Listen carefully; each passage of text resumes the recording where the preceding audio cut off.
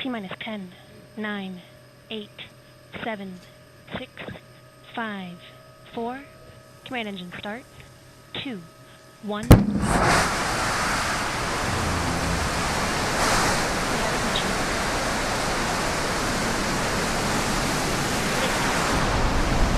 Shepard has cleared the tower.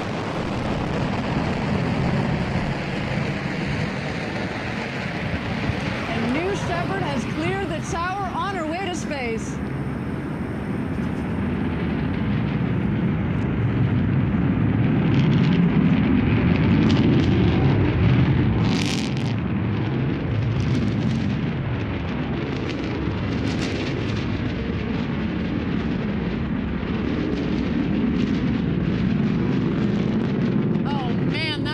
Gets me every single time as she exits the valley on the way up to space. Again, we are aiming for an altitude of about 350,000 feet or 105 kilometers this morning. You can follow along as she gains speed in the top right corner of your screen. And of course, as she reaches her altitude, you can follow along on the bottom left corner of your screen. We have confirmed max Q. That was the most intense part of flight on the rocket, maximum dynamic pressure as we call it, and a nice clean burn on that BE-3 engine. Go, baby, go.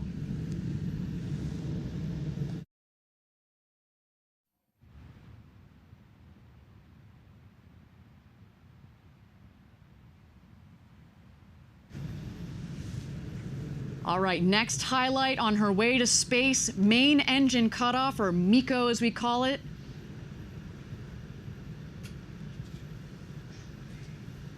Now, if you and I were flying on New Shepard right now, we're gonna feel those G's come on. It peaks at about 3.5 G's or so. But as we've talked about on other webcasts, in the entire flight, you peak at about 5 G's, but just momentarily on descent, in fact.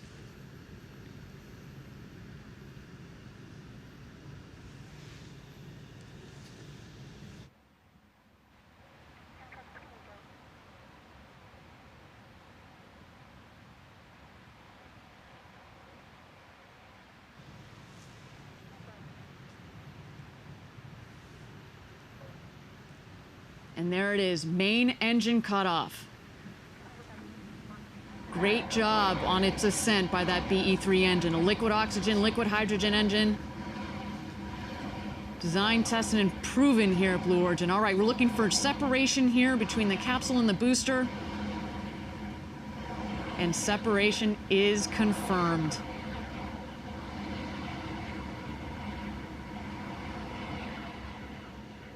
Those payloads are getting a nice ride this morning, experiencing those clean micro Gs. And again, if you and I were up there, we'd be doing those somersaults, maybe a superwoman across the capsule, and I for sure would be gazing out those huge, beautiful windows.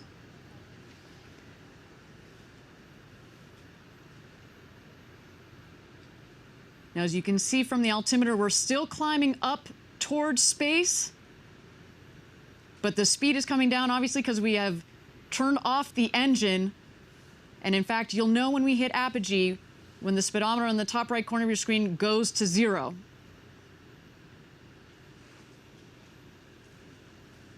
And there we go. We have passed the Kármán line of 100 kilometers, or about 328,000 feet. But continue our climb here, looking for apogee.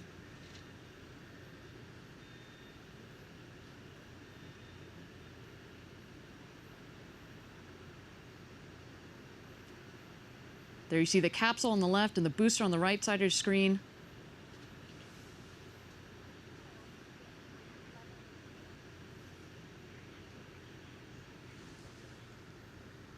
All right, and we have an unofficial number of about 343,000 feet.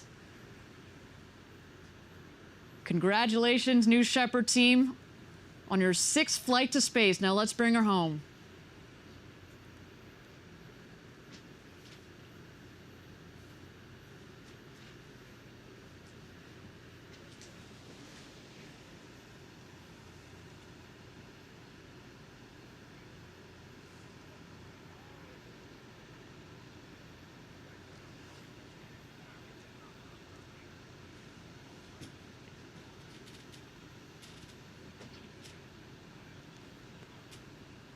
All right, coming up shortly here, New Shepard is going to re-enter the atmosphere, which means, of course, that it's actually going to have air pressure for those control surfaces to push against to make sure that she guides her right. She's guided right back to the what we call our north landing pad, again, just 2 miles north of where she's taken off from. But shortly here, we're going to look for the wedge fins to deploy.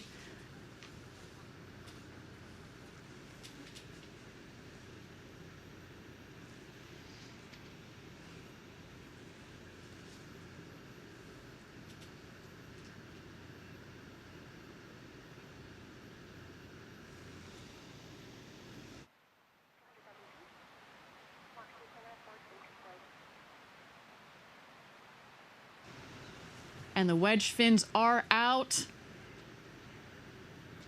All things looking nominal. You may recall those wedge fins are housed up in the what we call our ring fin. As the rocket's coming back down, the air is flowing through that ring fin, centralizing the pressure, and that keeps the rocket nice and stable and straight as it's coming back down to land. And of course, the wedge fins also help with the stability of the rocket as she descends back home to Earth. Next, we'll be looking for the drag brakes to deploy. Those are also housed in the ring fin, and that's going to dramatically cut the speed of the rocket.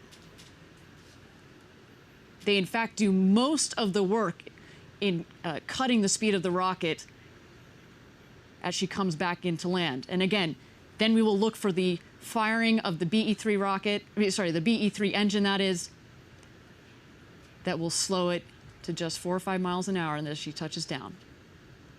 There are the drag brakes.